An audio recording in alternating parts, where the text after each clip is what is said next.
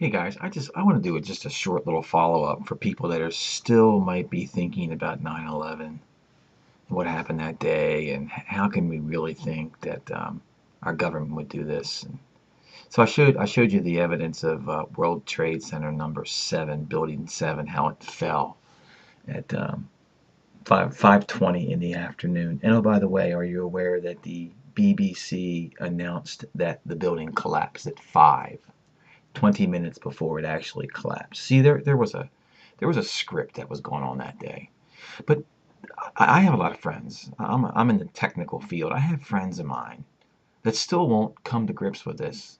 And the main reason is when you realize that our country kills its own citizens for military industrial complex to do things like set up a like basically put an army headquarters in Iraq, in a foreign country. When you realize that, you really lose faith in your country. So I've lost all faith in this country. This country is pathetic from top to bottom, and internal, external, Congress, all of it. And that's why people don't want to realize it.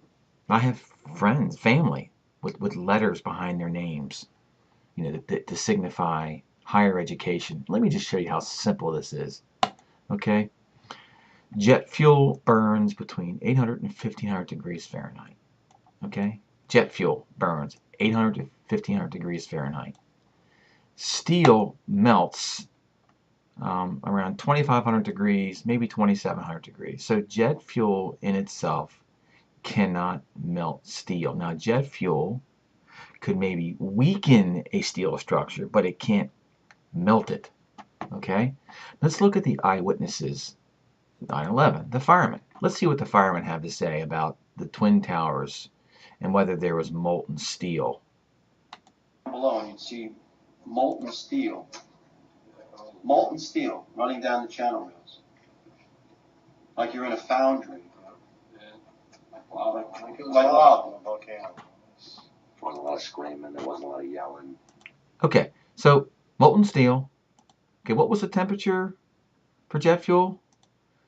You can't melt steel with jet fuel. It's a scientific fact, people. So if you're sitting around and you're concerned about, well, I don't want to get myself involved in this 9/11. I can't come.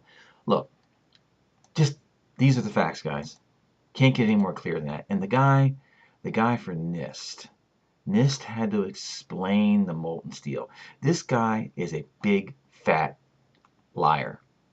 I will avoid using vulgarity, although I really want to, but I'm not going to use it because the Holy Spirit. This guy is a big fat liar, and he works for the government, and his job is to lie to the Americans so we will accept dead bodies coming from the Middle East. The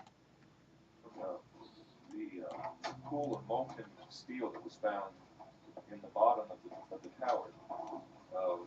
I am too. And Please tell me about it. Have you seen it? well, not personally, but eyewitnesses there found huge bowls of molten steel beneath the towers, and some scientists See how he looks away? He's trying to figure out how he's going to lie to you. don't think that the collapse of the building could have melted all that steel. And physics professor, analyzed some of the steel, and Stephen Jones, he found evidence of thermate residue, which would explain how the buildings Thermate is an explosive that melts steel. collapsed by means of pre-planted explosives. So, have you analyzed He said pre-planted explosives, and he gets a smirk on his face. the steel for a fuel residue? First of all, let's go back to your basic premise that there was a pool of molten steel. I know of absolutely nobody, no eyewitness who said so, nobody who's produced it. You'd get down below, and you'd see molten. Okay, so the guy that from NIST who was just given that presentation, he's a liar. He's paid by our government to lie to the Americans. So the point of this, I wanted to just follow up because I know I showed World Trade Center number 7, and that really wasn't all. That's just a tiny bit of truth. But for people to still think to not even want to consider that our country is rotten to the core. I mean, you know, there's a proverb 18:13 says, whoever answers before listening is both foolish and shameful. The one who gives an answer before he listens, this is foolishness and a disgrace to him.